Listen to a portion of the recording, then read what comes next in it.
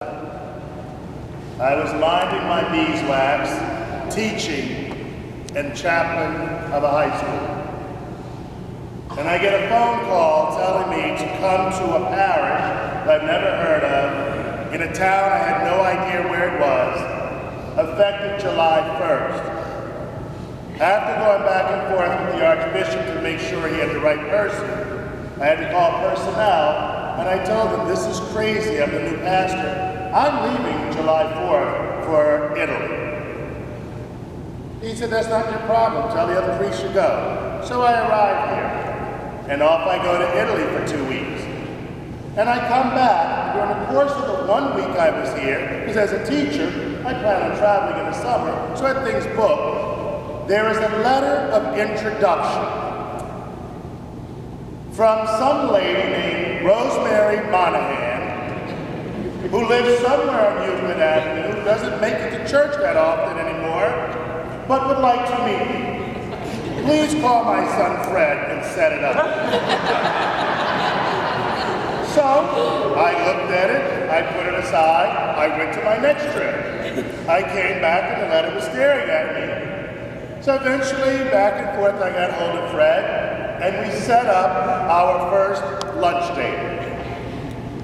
And I arrived, and the reason I started my trip, because it was so appropriate that the letter of introduction would come to somebody who's actually traveled more than I did. So I arrived, and she welcomes me into the home, shows me around. Oh my God, the artwork alone. Then she does something that wasn't bragging, wasn't self-grandizing. She presents me with an autographed copy of Rosemary Monaghan. I just lent it to Father Victor this morning. And I told her I would read it and get back to her. And I did, didn't I? But what she was doing in that book was welcoming me into the life of her family. She had decided I was to be part of this ever-growing family. So while I have no idea who is who, I know all about you. And I have to be honest, I looked at the station wagon. Is that really the station wagon? The one with the Beverly Hillbillies in it? But I have to tell you, and I usually never, ever, ever contradict a priest. I usually don't. And I know you all love him, and he is a phenomenal man, but I take exception to one thing that Father Joe did last night, or yesterday afternoon. He kept speaking about Rosemary in the past. We speak about her in the present. She is alive. Her body gave out, but not her. This is a woman who is full of excitement and adventure. She plans for every single trip she's ever taken, and this, her final trip, was no exception.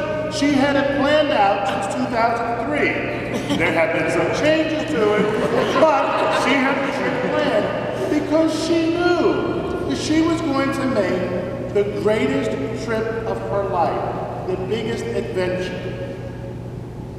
And like any of the other trips she ever made, she wasn't just going to explore a new country, a new place, a new land.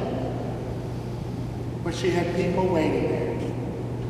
Your sister, your dad, they are waiting to show her around this new place. And let me tell you something. I truly believe, for your sakes, God blessed her and was merciful on how fast he called her home. Rosemary is a woman full of life. It would have destroyed her to be convalescent. How horrible that would have been for such a vibrant woman. She was here celebrating, wasn't she, just recently? We didn't expect to have to gather again, did we? But you know what? She never gave up on life. As a matter of fact, her artwork was actually, whether you know it or not, a window into her soul. She was blessed with a gift to be able to put on canvas the world that she saw and the beauty of that world. And every last one of her paintings is a window that can take you someplace else if you allow it. Because that creation came from within her. And God knows she knew enough about creation. 11 kids, 30 grandchildren, great-grandchildren. And that's not talking about all the adopted kids and everything. Do you guys still have the lake house? Okay, I'll make a deal with you. I'll say an extra prayer. I want to come and see that place. Are there like little markings on that you grew up and and everything? But seriously, Rosemary shared the blessings that God gave her. I don't know if that woman ever knew no. There was always more room, a knife to cut a sandwich in half. There was always more time and more space, a little bit of a floor of this for anybody who came.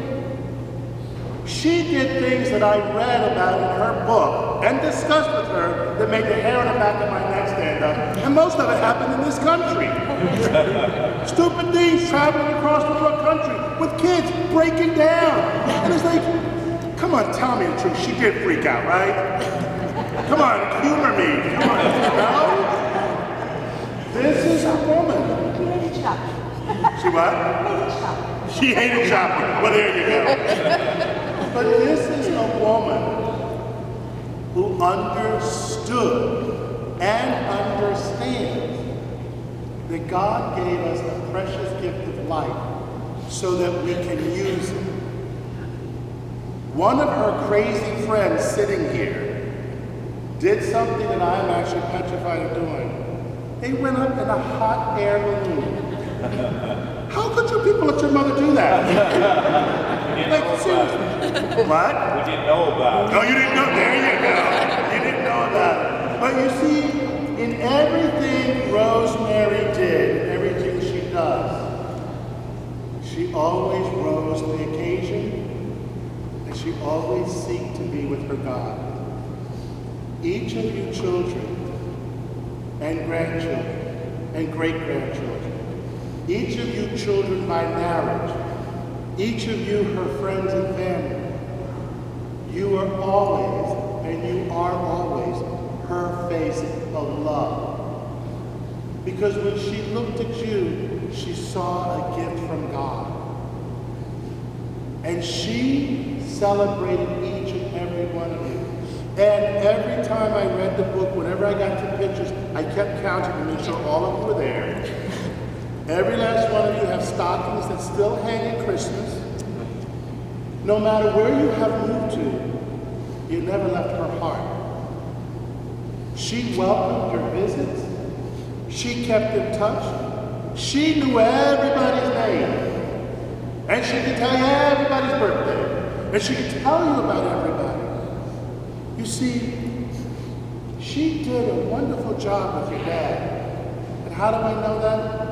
Because as each of you grew up, moved away and started your own families, you made sure she was a part of your family. You never discarded her. You never put her aside. You did something worse. You trusted her to Fred. All of you in favor. But she never did. And she stayed in her home, the home where her children grew up. She lived a phenomenal life. And now, because she has been freed from the confines of her body, she has been freed from wheelchairs and walkers, she can now be with each and every I am going to encourage the whole lot of you on her 1-year anniversary of birth, gather at the lake that she loves so much. Throw the usual Monaghan party and celebrate her birth, her 1-year anniversary in heaven, and celebrate and say thank you to God for thinking so much of us, to have given us such a courageous, adventuresome woman who gave birth to beautiful kids, who, like the Blessed Mother, had to bury her own child, who, like the Blessed Mother, had to bury her husband, who, like the Blessed Mother, found ways to continue to celebrate the many gifts that God has given her, and that's the gift of you. You see, she was one of the wealthiest women in the world because her bank account of love continues to overflow even today. She carried each of you in. Today we carried her in, and we will carry her out. But we will never say goodbye. We must change. We can't get to hold her the way we used to. The table will seem very empty. The bed in the living room, off the living room, will seem a little strange. The house will become more quiet. The parties will lack a little bit of luster. But I guarantee you, look around you. You will see marks and gifts that she left each of you. Those gifts will trigger the memories, which are the real gifts. She planned for this trip.